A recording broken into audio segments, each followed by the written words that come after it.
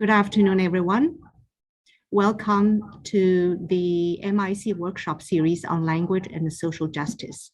I'm Agnes He. I'm the director of the Center for Multilingual and Intercultural Communication at Stony Brook University.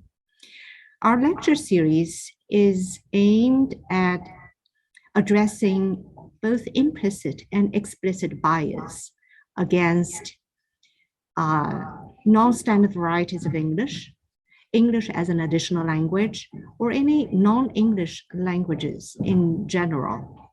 So our goal is to enable more effective and more equitable communication in both written and spoken forms across languages and cultures.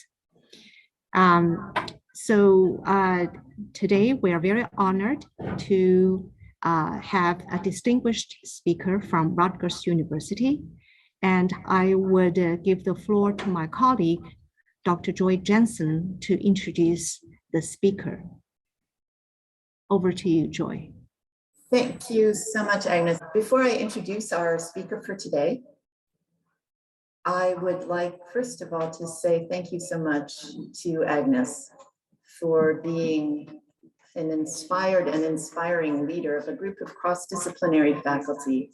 I would also like to thank the Dean and the College of Arts and Sciences who gave us a grant that enabled us to invite our wonderful speaker for today and to read, among many other fascinating books, a book that she co-authored. So I don't have to tell you how exciting and inspiring these discussions have been, because I am inviting you to join one.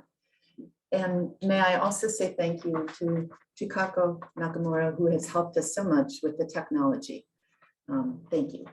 So Dr. Navarro is the Associate Director of the Rutgers English Language Institute and Assistant Teaching Professor in the English Department's Writing Program. Her research and academic interests include language rights, language and identity, translingual pedagogy, new literacy studies, critical pedagogy, writing as sites of recursive memory, educational reform, comparative global education, the role of technology in educational access, human rights, genocide, and peace education. She has served as a lecturer at Columbia University School of International and Public Affairs, Columbia's Chazan Business School, and at the Shanghai International Studies University, China. She is currently an editor for the Rutgers University Press book series, Genocide, Human Rights, and Political Violence. She is also the translator of a human rights education volume, Towards a Just Society, The Personal Journeys of Human Rights Educators. And she's the co-author of Translingual Identities and Transnational Realities in the U.S. College Classroom, which is what has brought her here today. Her interest in the role of education, language, identity, and culture in promoting human rights and social reform has led her to work on training, advocacy, and development projects with universities in organizations and countries around the world. She completed her graduate studies at Columbia. So please join me in welcoming Dr. Noah Navarro and thanking her so much for coming. Can everyone on Zoom, you guys I know can see it in the room, can everyone on Zoom see the slides? Yes, awesome. We can, thank you. Great, terrific. So this is the quote that I was referring to, Ofelia Garcia, and I'll just move into, so we didn't miss much. Thank you, appreciate that. Thank you for the assist. So, gosh, you think it was my first day doing this. So this is the outline that I was referring to.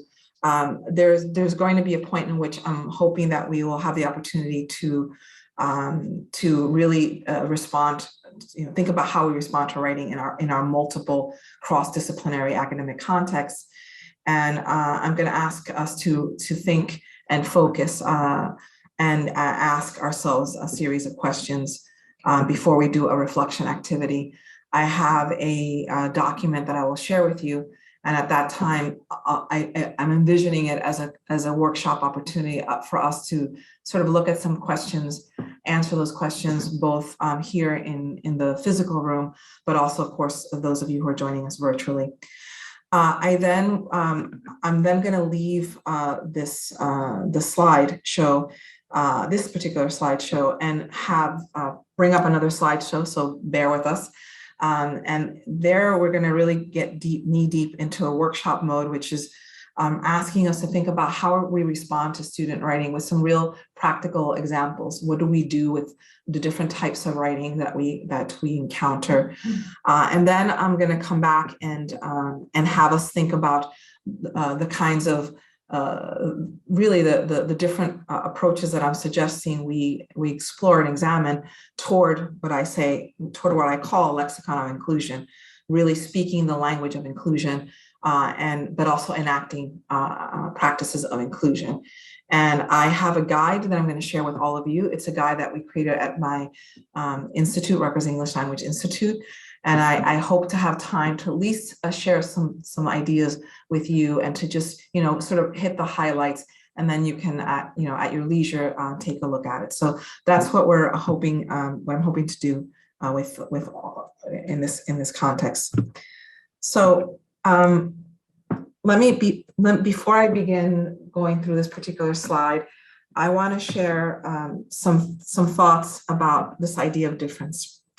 So when I explore ideas of difference, I do this as a continuum. It's a practice. It's not, doesn't have a beginning or middle or an end. It's not a moment in time. And it isn't even a workshop or a presentation like today. It's a sustained practice. And I'm inviting you to consider that as well, to consider this idea of rethinking, of negotiating, which is what we often do, linguistic and cultural differences, and to do it in a way that hopefully employs a rights-based lens, an understanding that we all have the right to our language and to our expression and to agency as readers and writers. I want to invite you to consider and to rethink your own established ideas of linguistic and cultural difference. And I'm inviting myself to do so with you, and I appreciate this opportunity. I also am hoping to be very specific with you because I know I have folks from across the disciplines, and I even probably may have folks who have some kind of leadership role or leading programs, directing, co-directing, managing programs. I'm also thinking about the curricular piece, but also the programmatic and even the operational components of negotiating difference. And I'm going to do so in the context of two programs that I have had the pleasure of directing at the Rutgers English Language Institute. One is graduate, so I'll be speaking of graduate students, but also, of course, of undergraduate students. And I want to share with you how we made very deliberate choices, really explicit choices in the work that we do, in the language that we use. That's what I mean. I'll speak more of that when I talk about the lexicon of inclusion, and really practices that encourage us to rethink difference, to negotiate it, but also, I could have named and thought about naming our talk embracing, but I know it's a process, and I recognize that. So, and by language difference, here I mean, and I'm going to quote, and I know you know these writers, Ming Jiang, many of you do, Ming Jiang Liu and Bruce Horner, who are composition theorists who think about these issues with respect to writing. By insisting on the temporal character of utterances, recognizes difference not as a deviation from the norm, not as a deviation from the norm of sameness, but as itself the norm of language use. Rethinking ideas of difference, I think, is necessary to the work of challenging approaches to language differences that assume a very specific and fixed idea of what Liu and Horner, scholars that I just mentioned, argue matter, and meaning. And so I'm going to invite us all today to consider the ways in which we sometimes use language to empower in our classes, but potentially to silence, unwittingly, perhaps, to focus on deficits or to explore strengths, to privilege or to oppress, to make change or to consider maintaining systems of power. And so what does it mean to rethink difference? I'm sharing here some what I consider to be really critical considerations. So now again, in the course of the next almost 2 hours, or now a little bit less than 2 hours, right, that we'll have together, I really, these are invitations, and I deliberately use the word considerations. It's not prescriptive. It's not intended to be a quick fix or tips, but really asking us to just revisit and rethink our common assumptions. So the first one, and especially at a place like Stony Brook, and certainly at the place where I come from, also a state university, right? I'm asking you to think about the diversity of your student population. Sometimes we are actually teaching to an imagined population that usually and often doesn't exist. We often, I've been to many conferences and have had the privilege of spending time with colleagues like all of you, and we often find that there is a gap, there is an institutional gap between what the students that we think we have and the students that are actually here with us. And so realizing and recognizing the diversity of student body, of their experiences, of their realities, of the realities that they live in the 21st century, has us thinking about our spaces as multilingual spaces. And those of you who've read parts of our book, I don't know, I know you read, I think most of it, you know that we explain and say that, for example, at a place like Rutgers, the students recognize their multilinguality and their translinguality and translingual spaces. So I would say, let's think about not only the student experience and their diversity, but recognize that we are no longer teaching in monolingual spaces. We're teaching in translingual spaces. I'll give you an example of what seems to be a small practice that has, as I like to say, a lot of payback for it. At Rutgers English Language Institute, I and my colleagues will often, in a space like this, thank our students. And we say thank you in the first few weeks of school when you're doing introductions. And what we say to them is we thank them because, as you know, without these translingual students, our universities cannot claim to be 21st century global universities. And so I often will just say to a class in the first day of class, thank you. And the students sometimes will raise, said, are you asking me, why are you thanking me, professor? I said, thank you, because without you, Rutgers can never be global. Rutgers can never be translingual. So, and then another important consideration is we typically insist on separating out language and culture and our context. And so in the multiple spaces that many of you are in your disciplinary space, you may imagine or think that the context is that content class, right? That history class or that science class. But we're forgetting that in that class, we are, as one of my students would have said, Professor, I wish our faculty would understand that we're writers and people write.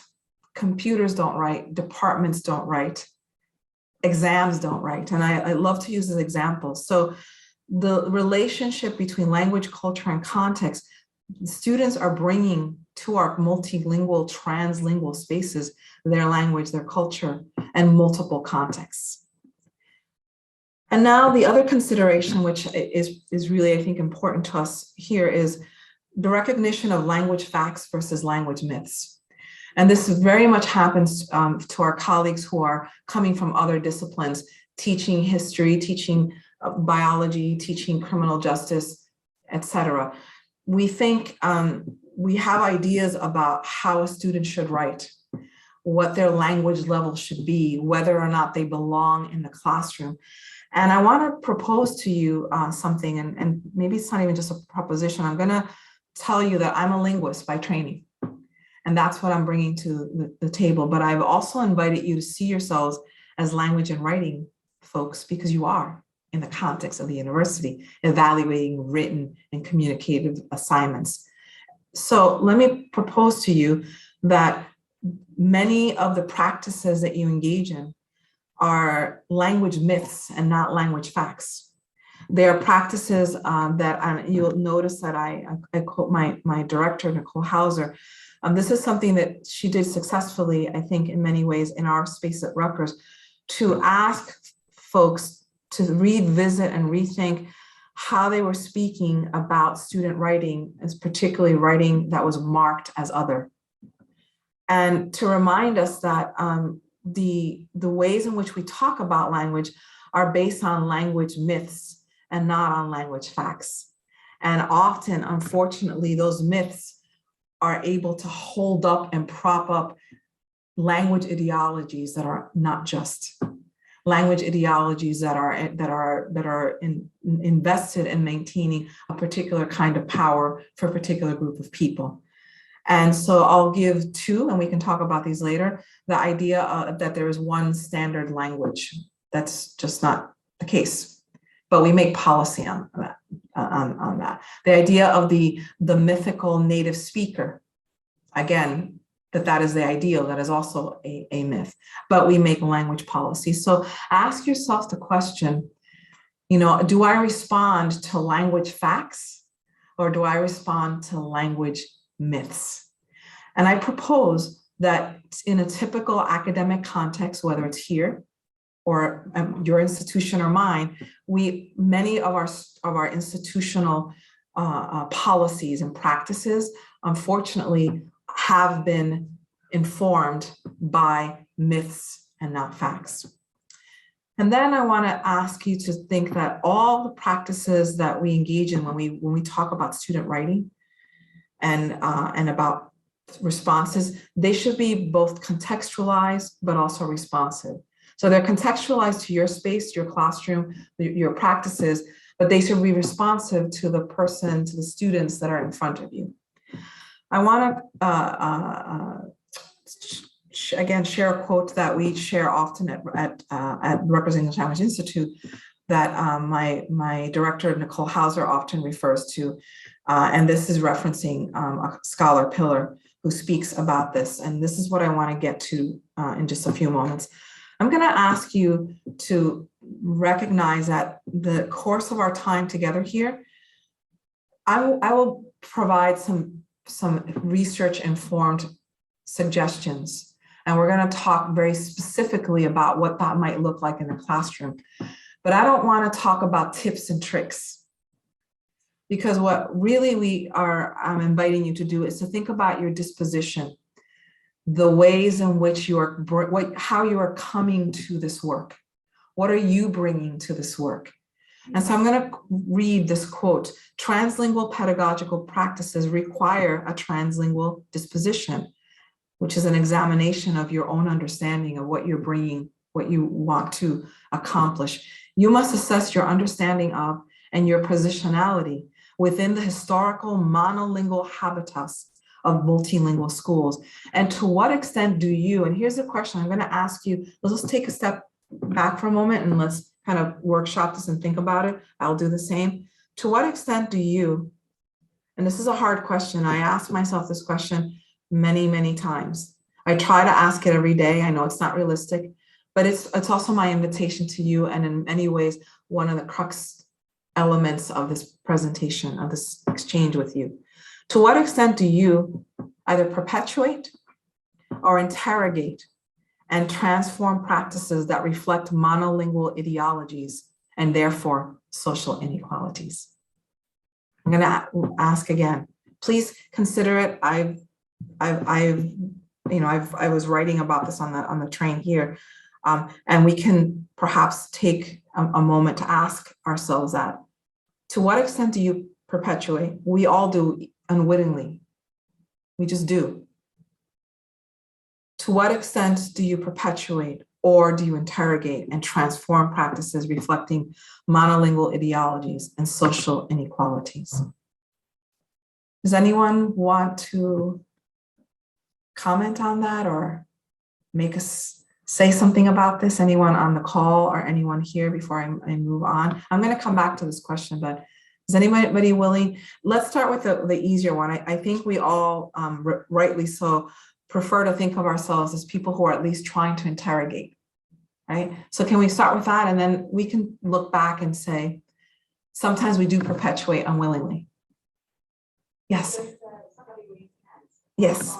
Grace? Please go ahead. You can just unmute yourself and ask and speak, rather. You don't have to ask. Okay, sorry. No, But I kind of want to, I hope you can hear me okay. I'm viewing this from absolutely outdoors. hear you, Grace. Thank you so much. Okay, wonderful. So I wanted to kind of like acknowledge a way that I've been struggling with, in that I think even in interrogating it, sometimes we're still perpetuating it. And so I was a language teacher for a bit. I taught ESL. I am now a PhD student in linguistics. So now I'm teaching sort of linguistics courses. But writing is still an element of that, and you know, how to present and such as well. And, you know, I'm in a linguistics department. We obviously talk a lot about how there is no correct language, and students will say, well, you know, I don't do that because my language is wrong. And we talk about how that isn't true, and how all of these are obviously very valid forms of language, because that's what we as linguists do. But at the same time, you know, a student will use things a certain way in their writing or something, and they'll acknowledge that maybe it's not quote unquote right. And I'll be like, well, of course it's right. But we just don't necessarily do that in academic English. And then I'll help them, you know, learn how to do it in academic English. And so, yes, there's an acknowledgement that that's all a bit silly. But at the end of the day, I'm still teaching my students how to write in academic English. And so it's not really interrogating something completely as fully as I might like, even as you're having those discussions with those students. So yes, so I think even in the discussion of it, I feel like the perpetuation is still happening, and thus that's something I've definitely been struggling with.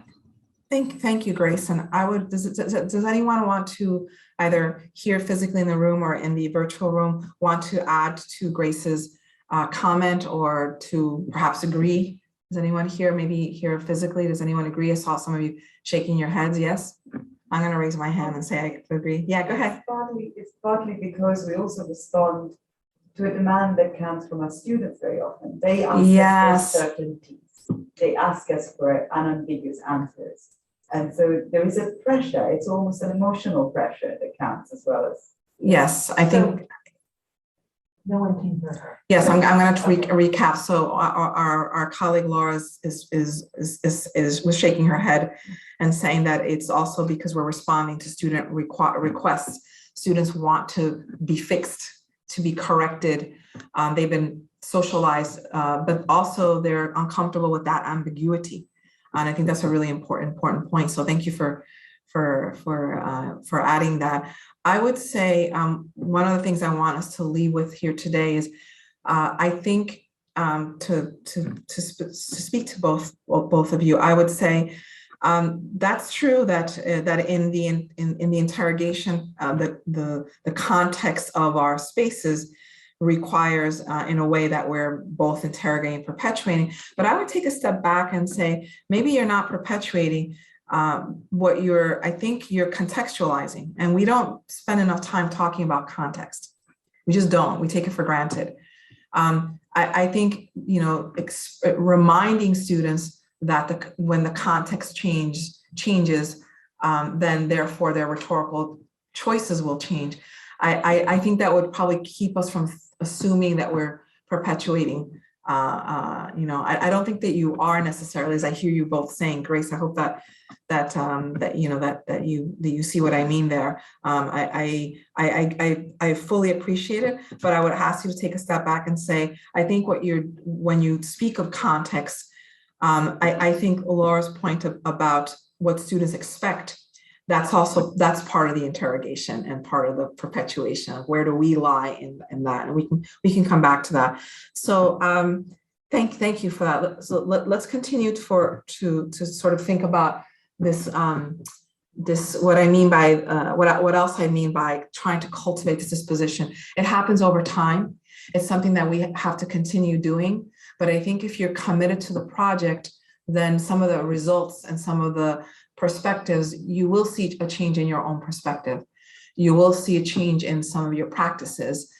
You will see a change in your expectation of the products and the projects that you invite your students to engage in.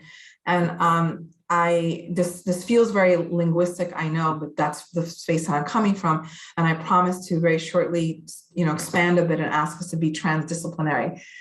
Because I do think this work is transdisciplinary. So looking at expertise, you know, cultivating a translingual disposition, I think we need to look at our expertise, but also our lived experience. And I'm sharing with you, of course, the place from which I'm coming from, just to give you an example, but recognizing what is our expertise. and then recognizing what our lived experiences and seeing how those intersect or not with students, asking ourselves those questions continually, I think is the beginning. It's how we begin to cultivate this disposition, this way of thinking, this way of being in those spaces, because it is a way of being in those multilingual spaces, in those, and I use that term purposely because at Rutgers, speaking of multilingual spaces is how I'm better able to reach my colleagues. That makes sense to them versus a translingual and spaces, which I am going to, of course, speak about. So again, balancing expertise and lived experience, that includes not only our own, but also that of our students. So expertise, lived experience. I'm going to ask you now again, what is your expertise? And think about your discipline. Think about how you got to your discipline. Think about the texts, whether they were multimodal, whether they're experiments, the texts and the spaces in which you did your work. But then also think about your own lived experience. And I'm going to highlight your lived experience as a learner of academic language, because that's a place for you to meet your students, to recognize that you also did not arrive your freshman year at whatever university context you are in as a speaker of academic language. And so thinking about and balancing, looking at our expertise and our lived experience, I think is a way to really begin to cultivate. And notice, I never think of the translingual disposition as something that you have or take or create, but I see it as a cultivation. And in this, I think about our colleagues and here in the room or in the virtual room. I'm thinking of a non-Western approach. So the notion of cultivation versus accumulation, and our friends in the East do that better. My friends who are Chinese or Japanese, who I think some are in the room here now, I know for sure, and I think maybe in the virtual room. I ask you to sort of extend beyond our Western ideas of sort of accumulation and creation, and thinking about the term cultivating and growing and knowing that it happens over time and it's never a final product. Now, here is a moment of self-reflection, and I have this as a document, as a PDF. I'm going to share that with Agnes. She's going to be sharing some information with you, which includes, by the way, the PDF. So if you want a PDF of the slides. So let's think about who we are and what we're bringing to this space. How familiar are you with the current scholarship on language and social justice?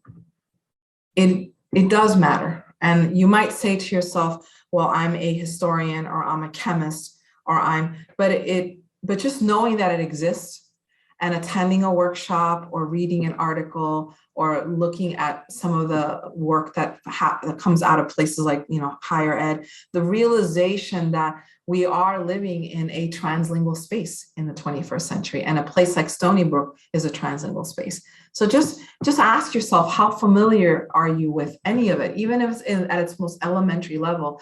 And this is an invitation to be interdisciplinary, transdisciplinary, which is my preferred term, to reach out to colleagues in other departments and ask them, how do you negotiate linguistic and cultural difference from your disciplinary perspective? And if you don't, how, what department, what groups of colleagues are folks who do this, and what might that look like in my space, in my department, this department, right? And then, because you can see, I really am, I take a rights-based approach. And I believe that the spaces that we're all in, we're trying to give our students the best opportunities, and to do that in an equitable way. What is your understanding of the relationship between language and inequality? What is your understanding of the role that education, and in this case, your department, your discipline, plays in perpetuating these inequalities? Whether it's computer science and AI, whether it's the helping professions in health, whether it's the business world. your understanding that the role that education, and I would even substitute education for your department, your discipline plays in perpetuating. All disciplines engage, including language and linguistics, we engage in the perpetuation of these inequalities. So what does that look like? And then how have your positionality and lived experiences informed your understanding of and engagement with language and social justice and education? Just take a few moments, if you don't mind. I would really appreciate if we could take a few moments to just maybe jot down some questions. And just I'll take a few moments, and then we can continue. Just make sure that I'm moving away, so make sure that I have time. Yes, I have until 4:15. Is that right? It's supposed to be 4. 4. Okay. All right. Sorry about that. So I will be getting. I'll be moving through this a little bit quickly because I want to get to the workshop part of that.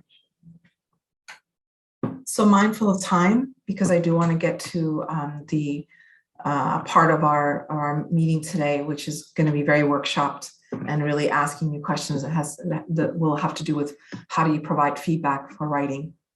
And I want to get to that very, very soon. So I'm going to give myself another 6 to 8 minutes and then move to that.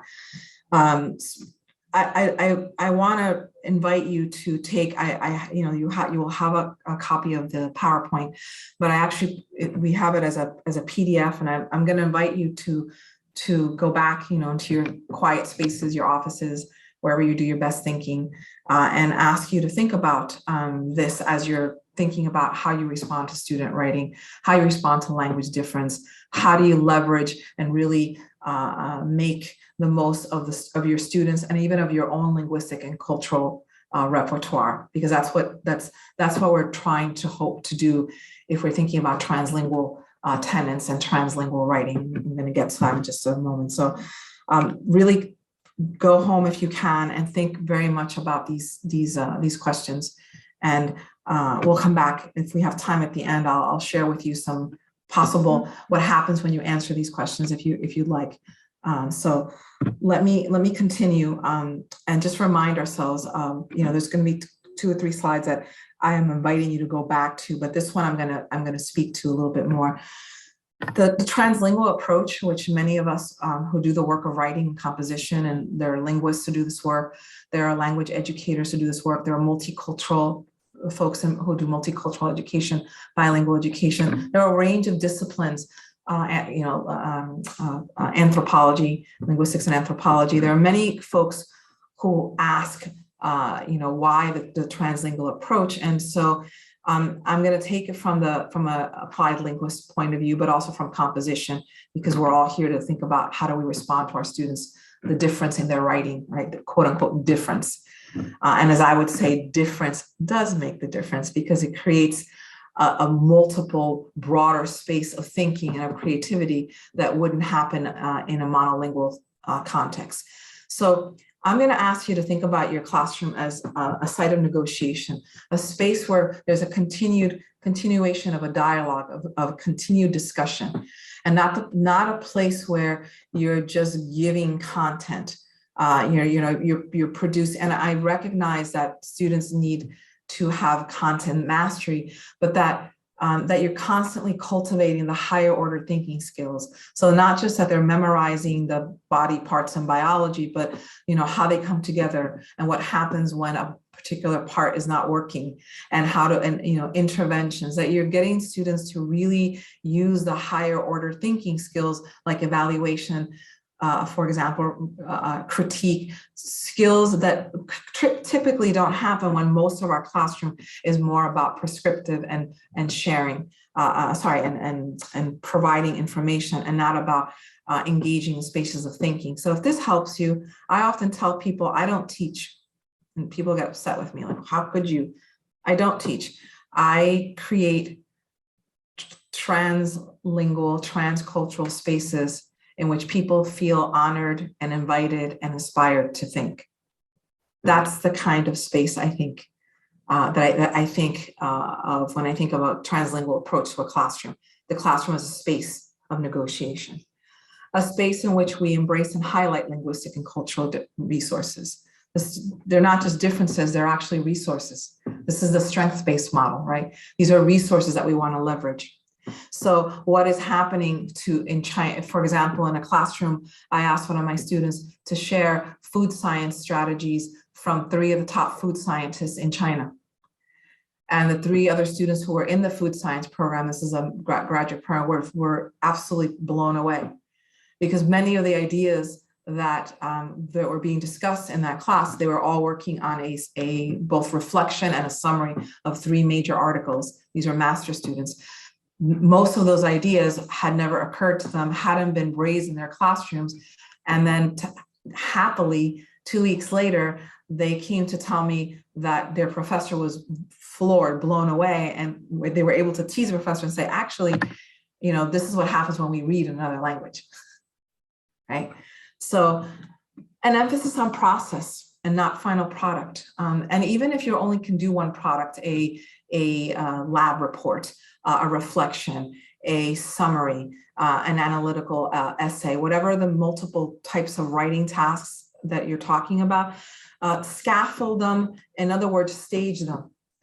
Break, you know, people use the word breakdown. I prefer to use organize them in stages, right? So again, strengths-based language.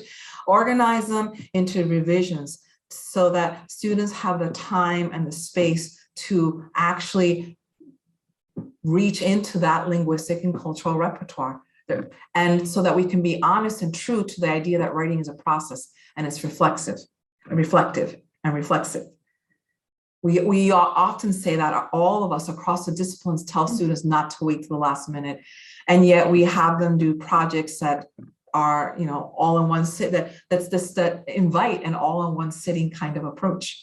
So an emphasis on the process and not on the production, and a variation of types so that they begin to recognize that in order to be transdisciplinary, which is really the challenge of the 21st century, that they're going to be engaging with different types of texts, multimodal, particularly in this generation, and with different kinds of genres across the disciplines. For the most engaging and important kinds of innovations, they happen in a transdisciplinary fashion.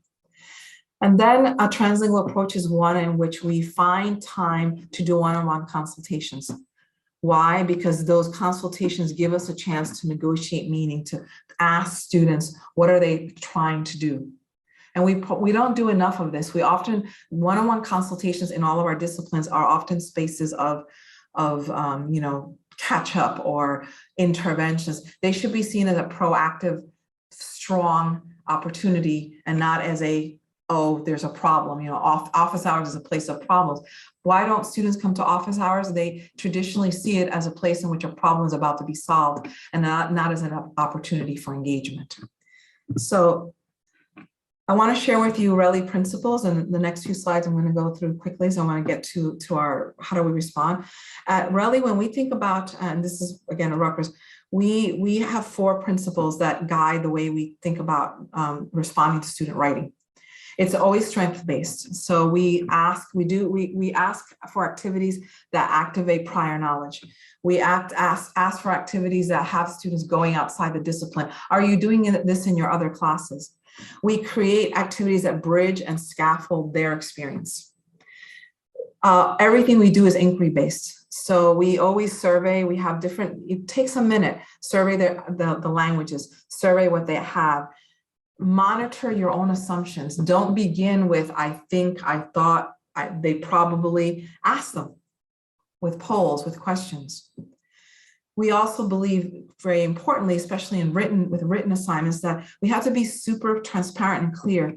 Our assignments should be detailed. I can't tell you how many times I have seen assignments in the disciplines that is 2 words: explore, you know, the environment. We didn't, you know, when we were students, we received more than that. And I think in this, you know, sort of in this technology world, we somehow think that maybe less is more, where I'm proposing that, you know, give tutorials, give models, do the assignment yourself. If you can't, you know, I always joke, if you can't do it yourself, you might want to rethink that assignment, right? Because sometimes we can't. And then of course, create activities where students actually are using translation. find ways to think and talk about what happens when something gets translated. Instead of you can't use a translation device, think about what happens with that device. How are they using it? What can they leverage from the use of that device or from the use of a text in another language? Because actually, of course, again, back to language facts, the research tells us that will actually enhance the ideas and the cognitive thinking and not remove it. So I'm sharing this with you. I'm not going to go through it. I know many of you have read this, but I think these tenets are actually continue to be really, really important for all of us when we think about writing. So I actually often ask, when I do workshops, I often ask folks to print this and scan it really quickly, 2 minutes, and see if you respond to the writing in the same way. You don't. I do it to myself. Just print it, just scan it, literally a minute or two. I'm not, really just, and because it's a kind of check to yourself. It's checking that disposition. It's a reminder to yourself. So I actually print it and look at an assignment again and remind myself, for example, oh yes, language does include varieties. Uses of language are actually forming and transforming the conventions. There are social and historical contexts. Looking at this helps me remember that my goal was not to fix or punish or change, but to engage, to be an engaged reader, which we're going to be seeing in just a moment. So I have this up there for a reason. So now I'm going to ask us just to think about why we do this and the social justice component of it, and why I was so excited to be here with you guys today. And that is these are practices that help us think about what we do and force us. If you look at that list, it forces us to think that, guess what? Education is not neutral. What we do is not neutral, even if we want it to be. And Henry Giraud will say those arguing that education should be neutral are really arguing for a version of education in which no one is accountable. We ask students to be accountable to us. We owe it to them to be accountable to them. So keeping that idea in mind, I'm going to just share with you two more slides, and then we're going to get to what do we do with feedback and what is it that we're attempting to do here. I want to point out to you that this idea of cultivating inclusion is not just curricular. This can happen at the operational level, at the programmatic level, at the outreach level. And I have examples of all of this, and I'm happy to talk about this, look forward to sharing my email information with you, but just, an example of each. I'll do one example each, and then we can move. So in the graduate program, we speak of students as emerging scholars. We actually don't call them graduate students. We know that they are, but when we're with them on the day-to-day, we call them emerging scholars, and we see them as partners. So just to give you an example, all of the changes that we made for an assessment request that we don't believe in, but the university is asking us to do, the assessment that we did and the registration process and the class space requests as the students were asking for so that they could do better and meaningful work. The whole process, the proposal was created for and by students and presented to the administration as such. So just again, an example. And even the language that we use. Let me move to undergraduate. So, to talk about outreach.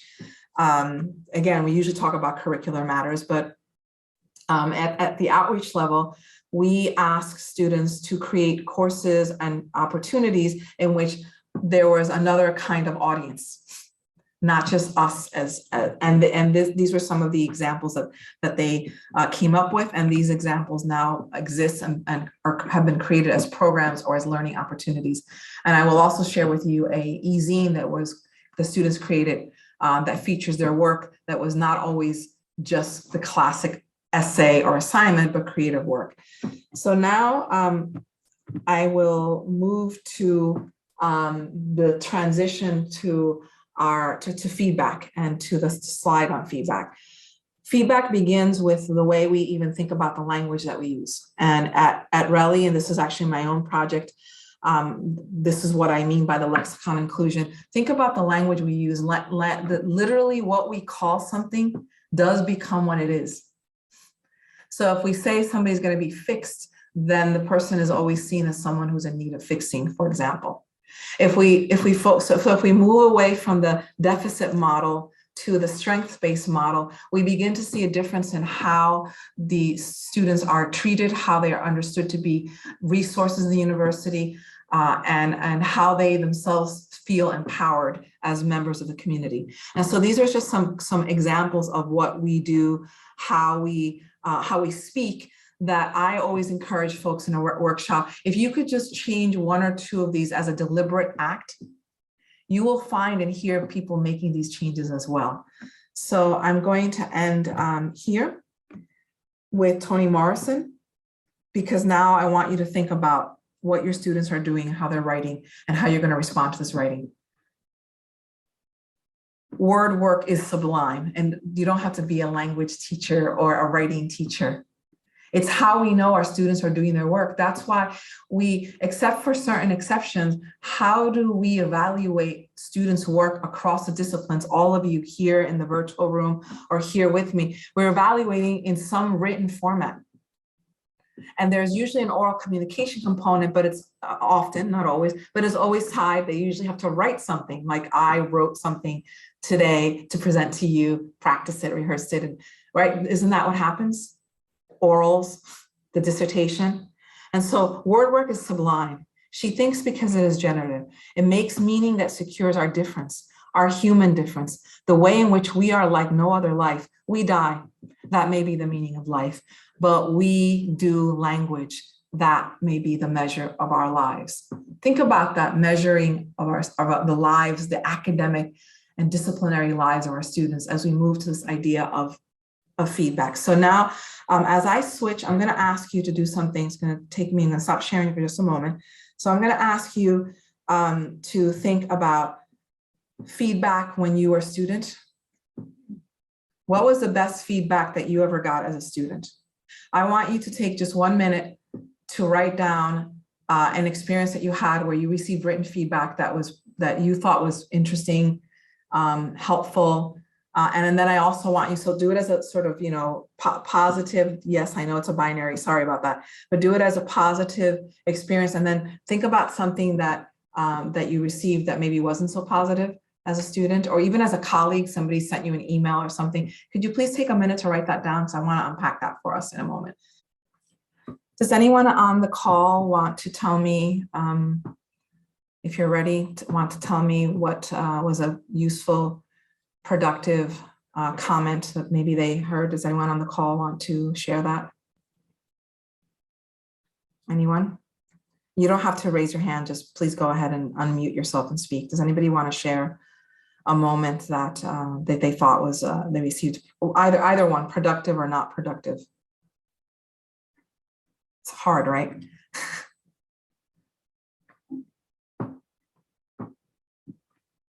If you're struggling with getting an answer, it's because I don't mean to put you on the spot. It's not an easy thing to think about.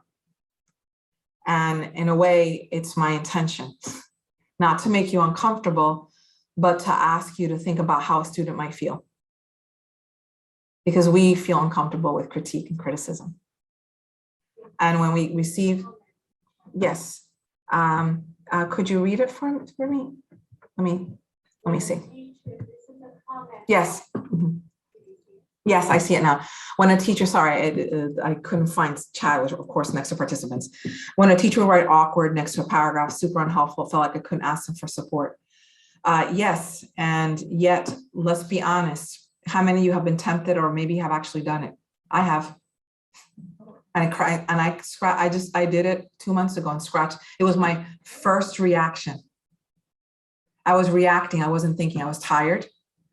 And I knew immediately, but that's what the translingual sensibility, sort of kind of stepping back and saying, wait a minute, erase that. What about positive comments? What did those look like maybe? Does anybody have anything they want to say? Thank you, Marissa, for that. That's a really common, yes, thank you so much. That's a common one. Does anybody else think of? Yeah, go ahead and unmute yourself, Andrea, right? I was just going to follow up with what you were saying about starting with the positive, because and as both a writer and a writer instructor, I take a lot of time trying to start with the positive, and we do have that moment when we want to say something like awkward because it's faster and it's easier. And I think one of the things about teaching writing is that it really does take a lot of it takes a lot more energy and effort to construct your feedback in a way that it will be encouraging to the student and also will remedy whatever is taking place. And I know when I get feedback from editors that the thing that I'm much more able to make changes when they start with the positive and tell me what's working before going into the things that aren't working. Yes, and I'm so happy that someone said that. Does anybody in the room want to make a comment so we can begin? This is only about three to four slides. So does anyone want to let me just move here. Did it move? Did the slide move? Yes, okay. So, whoops, sorry, it's moving too quickly. Wait. Yes, sorry about that, guys. So I'm glad. Does anyone have anything that they want to say here in the room? Anybody else? We're good. Okay. So thank you. That was Andrea, right? Yes. Thank you, Andrea. Thank you. So I want us to think about this for a moment. It's been the topic of we at Relly in the writing program, we have something called folder review. We all come together and discuss our students' work usually with a director, someone in a leadership position. In Relly, we actually don't call it folder review. We call it pedagogy discussion because we're not reviewing folders. Again, moving away from policing, away from deficit to strength-based. And we tend to focus on the deficit base and on the negative. And even when something is strong and positive, we don't actually develop. So we often just say good, great, excellent, right? Without explaining why it was good, great, or excellent. And having been an editor I come to academia, through I would say through another door. And that's the door of an editor. And in the editorial publishing process, we understood that good writing, as Andrea pointed out, could be further developed if people saw examples of good writing in their own writing. So that's a place to start. Actually develop that feedback. Do not simply say this is good. Explain why it's good, because it takes into account the research of the following folks. It develops the main idea, which is, really to develop that. So I want to think about some considerations really quickly before I want to move to some examples. Translingual feedback myth, which I want to burst right now. Structure and grammar does not matter. Sorry about the matters. I thought I had changed that. Sorry about that. It's not about the fact that grammar doesn't matter. It's that who here is a grammar teacher? Is anybody teaching grammar? Raise your hand if you're teaching grammar. Okay, you are, some of you, okay. Are all of you, is that all that you're teaching? Right. So it's not an either or proposition. I'm not suggesting that people who are teaching grammar, something's wrong with you, or that it's that's, but I'm also not suggesting that we're not. It's about effective use of structures and about making choices. So again, away from policing and fixing and focusing on the forms and toward usage and rhetorical choices, but also on the impact of those rhetorical choices. Getting students to recognize what is the impact on the audience and on the reader when they are making that rhetorical choice. So telling them that it's incorrect grammar doesn't do, we for those, there are a few linguists in the room and language teachers in the room, in the virtual and physical room. This is where we take a functional, approach and thinking about what is it that the student is trying to accomplish and using that language. So focus on meaning making on that particular rhetorical moment. So typically when we're making a comment, where, ask yourself, are you commenting on something that is related to the goals of the course? So I'm going to, give an example. I had a colleague who was in philosophy, and he was exploring, what is epistemology, and the student, who happened to be an international Chinese student, wrote a incredible, unbelievable summary, and then enhancement of epistemology as was actually seen again from an Eastern perspective. So it was something that the professor had asked, like, think about other traditions, how might they were trying to be translingual, but then most of the comments were exclusively about relative clauses and about the inconsistency between the use of the present and past. And it wasn't even explained. I'm going to show an example. It was just wrong tense. So how are you going to know it's right? And more importantly, when I asked this philosophy professor, are you a language teacher? I mean, and I did it rhetorically because I began by telling you that we all are, even if we're not in linguistics, because we're all evaluating student writing for whatever class it is. A linguistics, applied linguistics class, a French poetry class, right? A food science, criminal justice, and medical anthropology. We're evaluating student writing. So you want to focus on that moment, on that specific rhetorical moment where the student was engaging with an idea, a critical idea, an idea that is connected to the context of your course. And you want to work with that. And you want to see yourself as a reader and not as an editor, a proofreader, or the language police, right? Because we know the research tells us that does not work. Another consideration is recognizing that writers have agency and that they are writing across languages and cultures, and that we are really actively interrogating these monolingual ideas of standard written English. I always remind my students that, yeah, this is one kind of writing.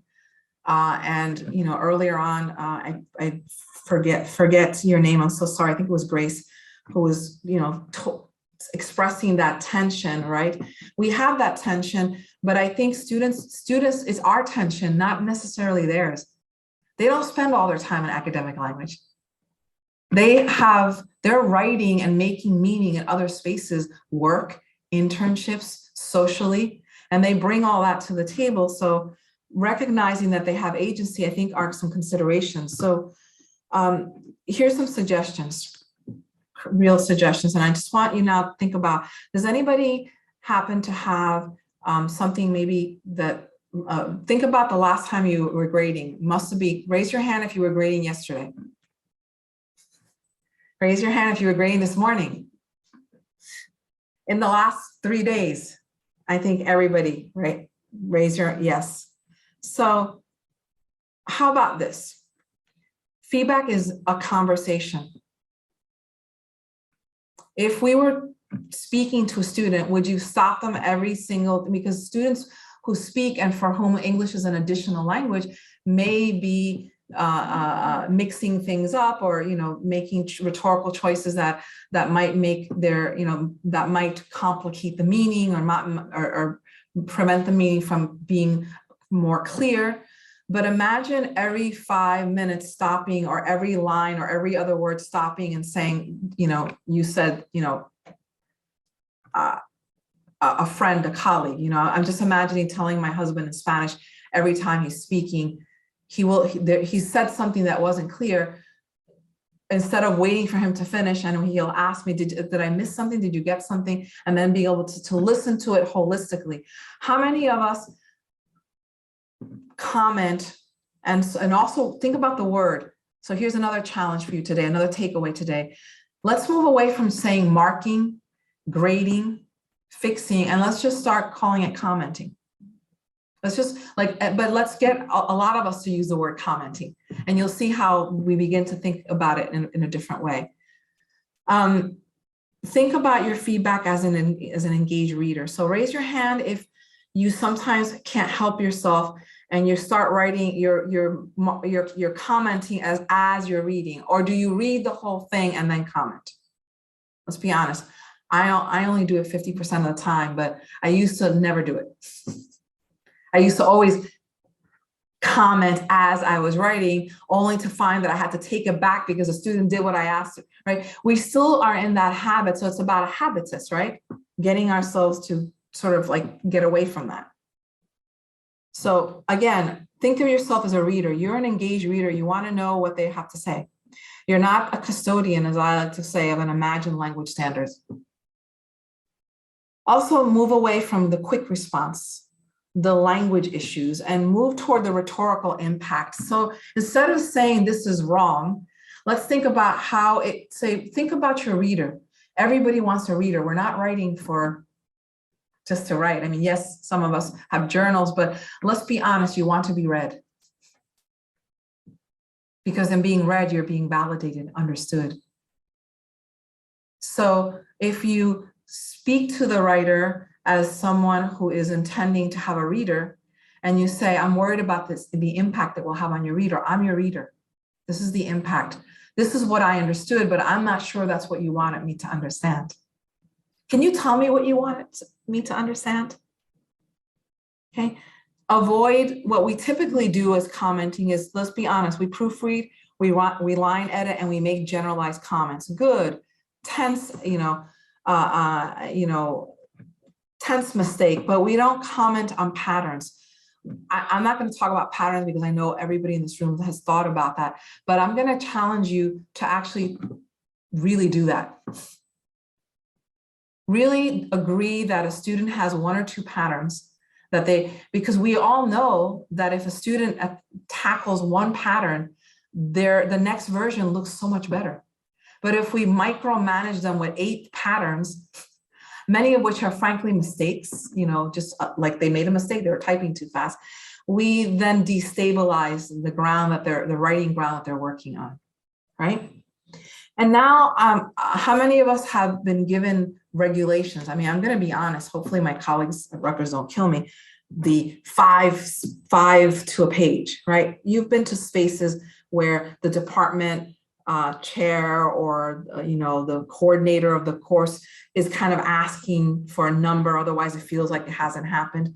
Well, there's a lot of research that tells us that students respond better to less comments that are detailed, and that immediately take them to a takeaway, an actual pragmatic takeaway, right? So now let's take a look at these additional considerations, and we're going to take a look at 2 examples. I'm going to ask you to think about 2 or 3 things that you might want to do today, like some things to take away. What is something that you think you can do? Because we can't all do all of these things. That's another reality. These are aspirational, and I want to inspire you to do so. So again, please focus on meaning making. Is the student making meaning? But then remember that the meaning might be negotiable. And so ask questions. How many of you have done audio comments especially for English as additional language? Try it. You may be really happily surprised at the response that you will get. Make explicit reference to rubrics. Use the language of the rubrics. We're not doing that enough. Students have asked me, why do we have a rubric if it's never used or I never see? So take that language and review that rubric with them. And take that language, and that also gets them to use academic language, which is what many of you are trying to do, right?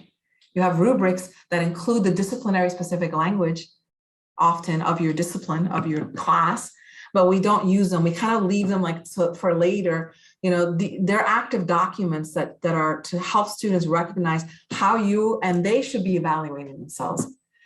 Invite students to comment on their own work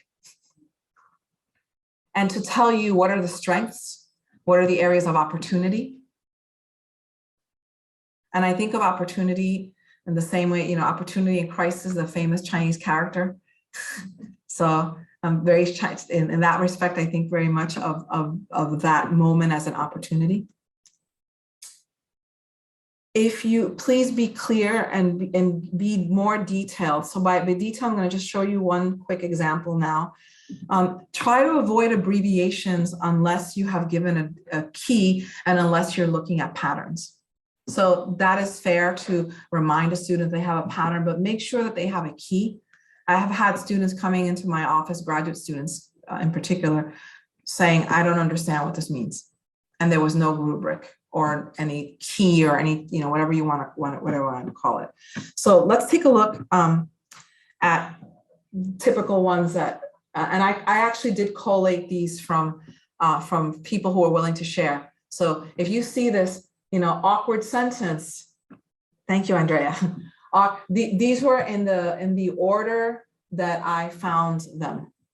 So I collected from many, many colleagues of people who were willing to share them with me, and I included my own.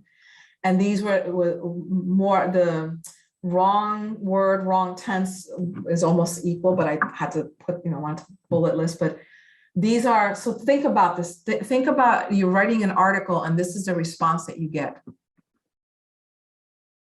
I mean, many of us have written articles, books, comments, feedback, and this would be a disappointing response. And yet it's a response that many of us, sometimes because we're busy, but also because we think more comments are better.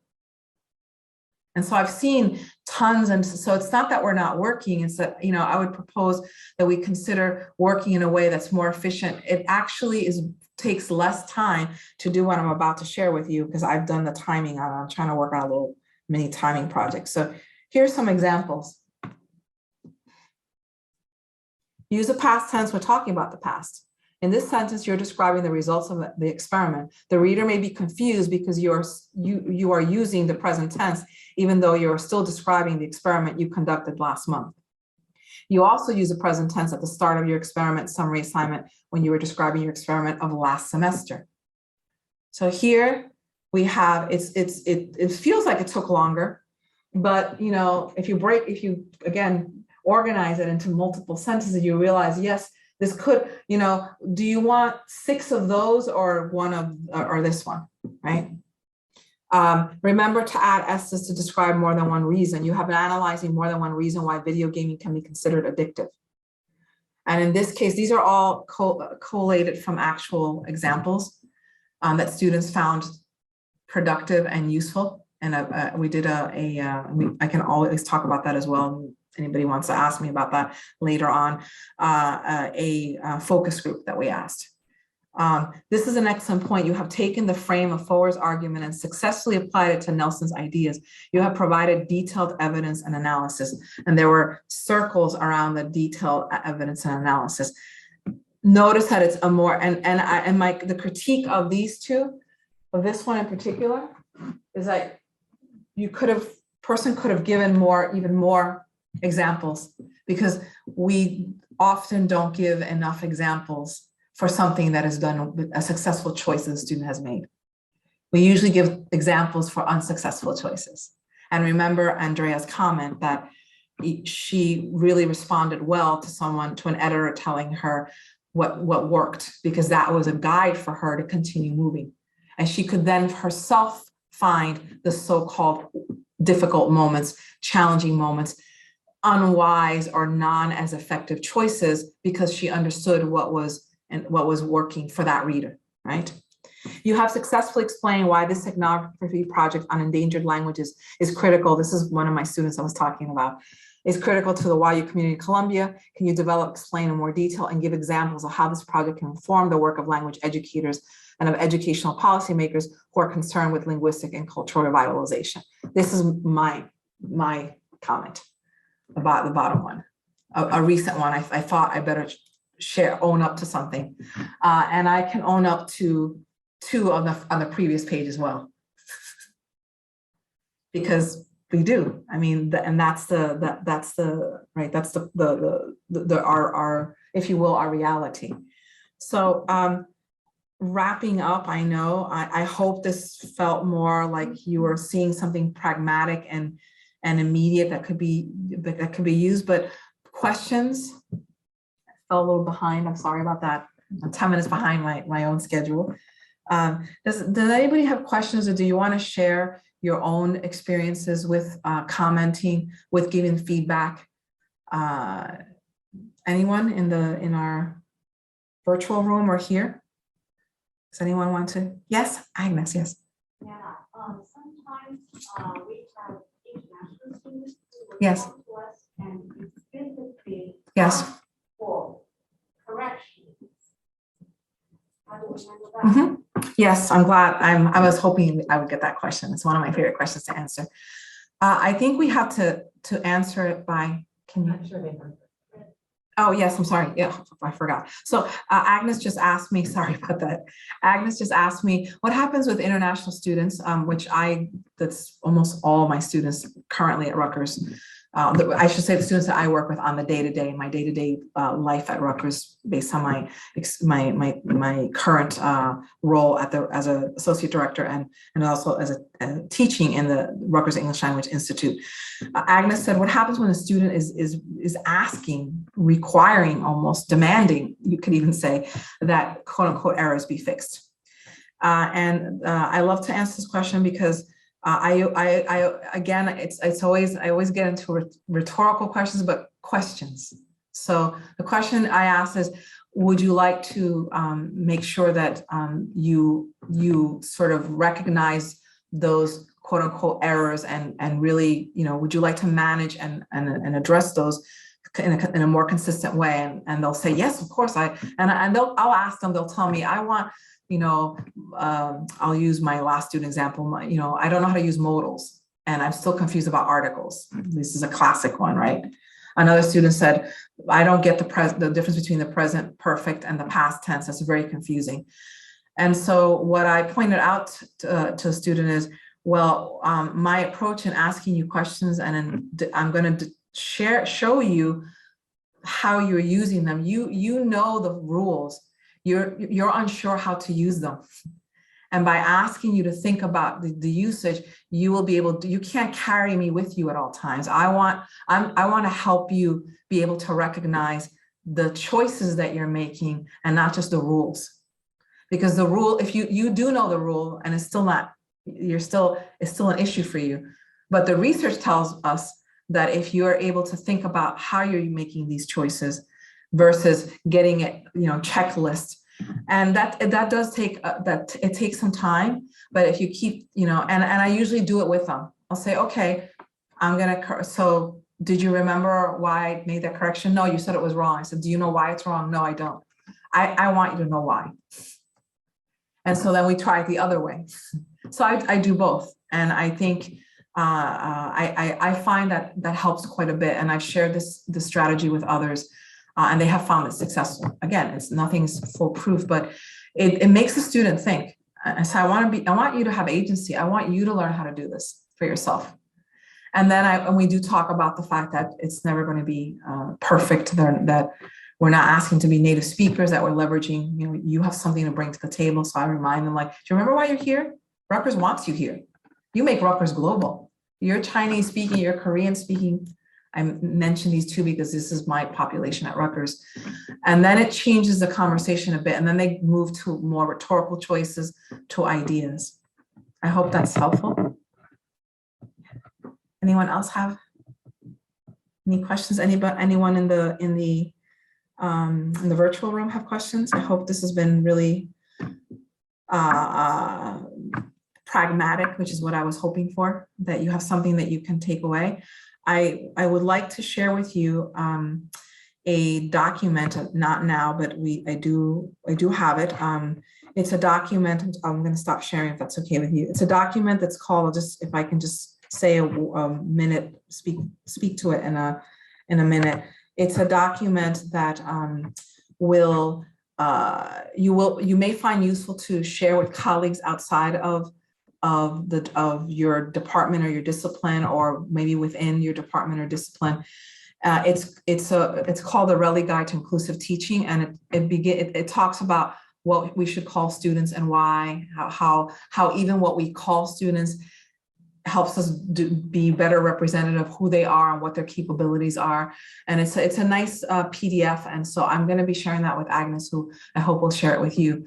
I will also share that document of those questions that I asked you to think about and reflect on, along with the PDF, and of course my contact information, so that I hope this is a dialogue. I want to continue this conversation with all of you, and I appreciate you taking time on a Friday afternoon to come and listen. And again, thanks for managing the virtual, and it's I haven't done this in the virtual and in a bit. So doing both. So I really appreciate your patience with me, and I thank you for your generosity and your time.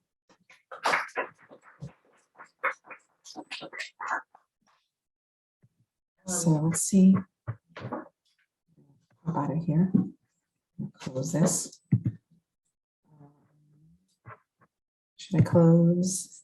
So if I may just say a brief conclusion, I just want to thank all of you who attended. And if you are within the range of my voice, we are having a reception in SBS on the ground floor. So please come and join us. And thank you so much, Nell. It was such a great pleasure to listen to you and hear about what you have to say. Okay, I think we're done. Thanks, everybody. Yeah. Thank you. Thanks.